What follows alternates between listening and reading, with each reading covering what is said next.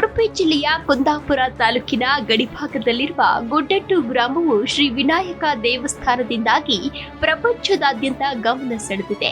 ಈ ದೇವಸ್ಥಾನವು ಹಲವು ಅಪರೂಪದ ವೈಶಿಷ್ಟ್ಯಗಳನ್ನು ಹೊಂದಿದ್ದು ಗಣಪತಿ ಭಕ್ತರಿಗೆ ಒಂದು ವಿಶಿಷ್ಟ ಅನುಭವವನ್ನು ನೀಡುತ್ತದೆ. ದೇವಸ್ಥಾನವು ಶಿರಿಹಾರ ಗುಡ್ಡೆಟ್ಟು ರಸ್ತೆಯಲ್ಲಿದೆ. ಇಲ್ಲಿನ ವಿನಾಯಕ ದೇವರ ಮೂರ್ತಿಯು ಸ್ವಯಂಭೂ ರೂಪವಾಗಿದೆ. ಅಂದ್ರೆ ಇದನ್ನ ಯಾವುದೇ ಶಿಲ್ಪಿಯು ಕೆತ್ತದೆ ಸಾವಿರಾರು ವರ್ಷಗಳ ಹಿಂದೆ ತಾನಾಗಿಯೇ ಕಲ್ಲಿನಿಂದ ಉದ್ಭವಿಸಿದೆ. ಇತರ ಸ್ವಯಂಭೂ ವಿಗ್ರಹಗಳಂತೆ ಇದು ಕೇವಲ ಬಂಡೆಯ ಆಕಾರದಲ್ಲಿಲ್ಲ, ಬದಲಾಗಿ ಸ್ಪಷ್ಟವಾದ ಗಣಪತಿಯ ಆಕಾರವನ್ನ ಹೊಂದಿದೆ. ಒಂದು ಕಾಲು ಮಡಚಿ ಇನ್ನೊಂದು ಕಾಲು ಕೆಳಗೆ ಬಿಟ್ಟುಕೊಂಡು ದಕ್ಷಿಣಕ್ಕೆ ಮುಖ ಮಾಡಿರುವ ಪೂರ್ವಾಸನದಲ್ಲಿ ಕುಳಿತಂತೆ ಕಾಣುತ್ತದೆ.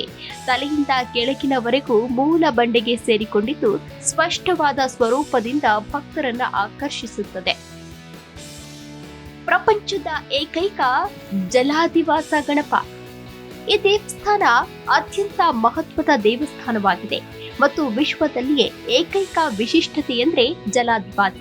ಇಲ್ಲಿನ ಗಣಪತಿ ವಿಗ್ರಹವು ವರ್ಷದ 365 ದಿನಗಳು ದಿನದ 24 ಗಂಟೆಯೂ ಕುತ್ತಿಗೆಯವರೆಗೂ ನೀರಿನಲ್ಲಿ ಉಳಿದಿರುತ್ತದೆ. ಜಲಾಧಿವಾಸ ಗಣಪತಿಯ ಪರಿಕಲ್ಪನೆಯು ಪ್ರಪಂಚದಲ್ಲಿ ಬೇರೆಲ್ಲೂ ಕಂಡುಬರುವುದಿಲ್ಲ. ಮೂರನೆಯ ವಿಶಿಷ್ಟತೆ ಎಂದರೆ ಇದು ಬಲಮುರಿ ಗಣಪತಿ. ಸೊಂಡಿಲು ಬಲಕ್ಕೆ ತಿರುಗಿರುವ ಗಣಪತಿಯನ್ನ ಬಲಮುರಿ ಗಣಪತಿ ಎಂದು ಕರೆಯಲಾಗುತ್ತದೆ. ಇನ್ನು ಪುರಾಣದ ಕಥೆಯನ್ನ ನೋಡುವುದಾದ್ರೆ, ಪುರಾಣದ ಪ್ರಕಾರ ತ್ರಿಪುರಾಸುರ ಸಂಹಾರದ ಸಮಯದಲ್ಲಿ ಈಶ್ವರನು ಗಣಪತಿಯನ್ನ ಪ್ರಾರ್ಥಿಸದೆ ಯುದ್ಧಕ್ಕೆ ತೆರಳುತ್ತಾನೆ. ವಿಘ್ನ ನಿವಾರಕನಾದ ಗಣಪತಿಯನ್ನ ಸ್ಮರಿಸದೆ ಹೋದ ಕಾರಣ ಈಶ್ವರನಿಗೆ ಹಿನ್ನಡೆಯಾಗುತ್ತದೆ. ಇದರಿಂದ ಕೋಪಗೊಂಡ ಈಶ್ವರನು ಗಣಪತಿಯ ಮೇಲೆ ಆಗ್ನೇಯಾಸ್ತ್ರವನ್ನ ಪ್ರಯೋಗಿಸುತ್ತಾನೆ. ಆದರೆ ಗಣಪತಿಯನ್ನ ಯಾವ ಅಸ್ತ್ರವೂ ಬಾಧಿಸಲಾಗದ ಕಾರಣ ಈಶ್ವರನ ಅಸ್ತ್ರವು ಹುಸಿಯಾಗದೆ ಮಧುಸಾಗರದಲ್ಲಿ ಬೀಳುತ್ತದೆ. ಗಣಪತಿಗೆ ಜೇನು ಇಷ್ಟ ಆದ್ದರಿಂದ ಮಧುಸಾಗರದಲ್ಲಿ ಯಥೇಚ್ಛ ಜೇನನ್ನ ಸೇವಿಸ್ತಾನೆ. ಅತಿಯಾದ ಮಧುಪಾನದಿಂದ ದೇಹದಲ್ಲಿ ಉಷ್ಣ ಹೆಚ್ಚಾಗಿ ಉರಿಯಿಂದ ನರಳುತ್ತಾನೆ. ಇದನ್ನು ಕಂಡ ಈಶ್ವರನು ಪಕ್ಕದಲ್ಲಿರುವ ನರಸಿಂಹ ತೀರ್ಥ ಎಂಬ ಹೊಳೆಯ ಸಮೀಪ ಜಲಾಧಿವಾಸಿಯಾಗಿರುವಂತೆ ಗಣಪತಿನಿಗೆ ಸೂಚಿಸುತ್ತಾನೆ. ಈಶ್ವರನ ಈ ಸೂಚನೆಯ ಮೇರೆಗೆ ಗಣಪತಿಯು ತನ್ನ ಉರಿ ಶಮನಕ್ಕಾಗಿ ನಿರಂತರವಾಗಿ ನೀರಿನಲ್ಲಿ ನೆಲೆಸಿದ್ದಾನೆ ಎಂಬ ಪ್ರತೀತಿ ಇದೆ. ನರಸಿಂಹ ತೀರ್ಥದ ನೀರು ರೋಗನಾಶಕವೆಂದು ನಂಬಲಾಗಿದೆ.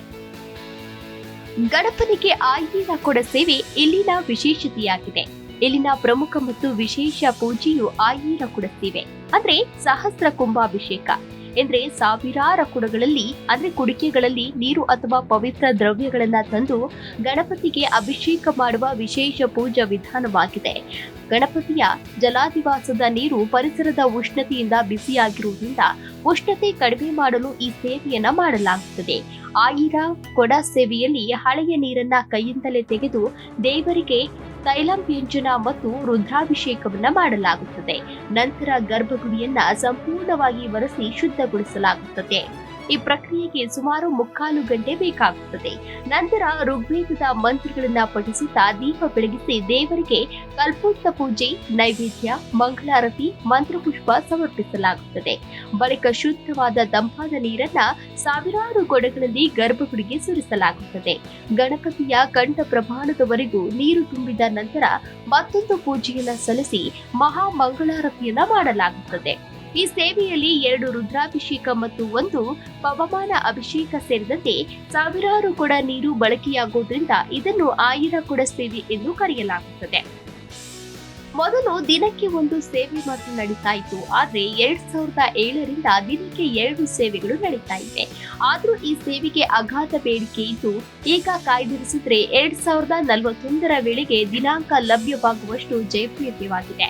ಇಲ್ಲಿ ಪ್ರತಿದಿನ ಅನ್ನ ಸಂತರ್ಪಣೆ ಇರುತ್ತದೆ. ಮಧ್ಯಾಹ್ನ ಪೂಜೆ ಮುಗಿದ ನಂತರ ಪ್ರಸಾದ ವಿತರಣೆಯನ್ನ ಮಾಡಲಾಗುತ್ತದೆ. ದೇವಸ್ಥಾನವು ಅರಣ್ಯ ಪ್ರದೇಶದ ಮಧ್ಯೆ ಸುಂದರ ಹಸಿರು ಪರಿಸರದಲ್ಲಿದ್ದು ಯಾವುದೇ ಗದ್ದಲವಿಲ್ಲದ ಶಾಂತ ವಾತಾವರಣವನ್ನ ಹೊಂದಿದೆ. ಕುಂದಾಪುರದಿಂದ ಸುಮಾರು 30 ನಿಮಿಷಗಳ ಪ್ರಯಾಣದಲ್ಲಿ ಈ ಕ್ಷೇತ್ರವನ್ನ ತಲುಪಬಹುದು. ಗಣಪತಿ ಭಕ್ತರು ತಮ್ಮ ಜೀವಮಾನದಲ್ಲಿ ಒಮ್ಮೆಯಾದ್ರೂ ಭೇಟಿ ನೀಡಲೇಬೇಕಾದಂತಹ ಪವಿತ್ರ ಕ್ಷೇತ್ರವಿದು.